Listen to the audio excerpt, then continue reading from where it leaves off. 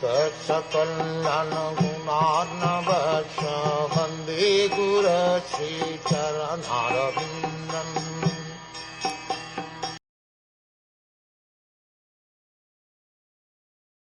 One who offers me respect, but is envious of the bodies of others, and is therefore a separatist, never attains peace of mind, because of his inimical behavior towards other living entities.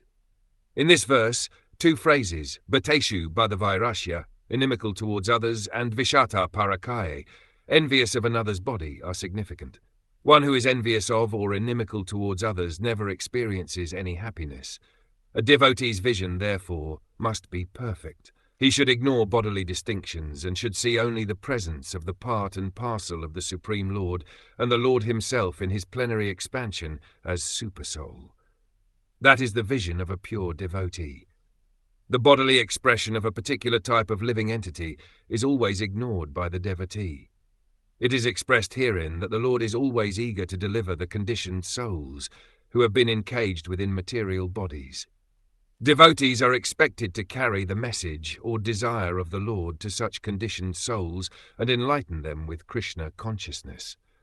Thus they may be elevated to transcendental, spiritual life, and the mission of their lives will be successful. Of course, this is not possible for living entities who are lower than human beings, but in human society it is feasible that all living entities can be enlightened with Krishna consciousness. Even living entities who are lower than human can be raised to Krishna consciousness by other methods. For example, Shivananda Sena, a great devotee of Lord Chaitanya, delivered a dog by feeding him prasad.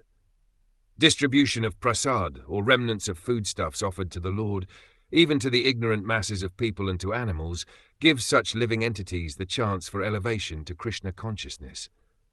Factually, it happened that the same dog, when met by Lord Chaitanya at Puri, was liberated from the material condition.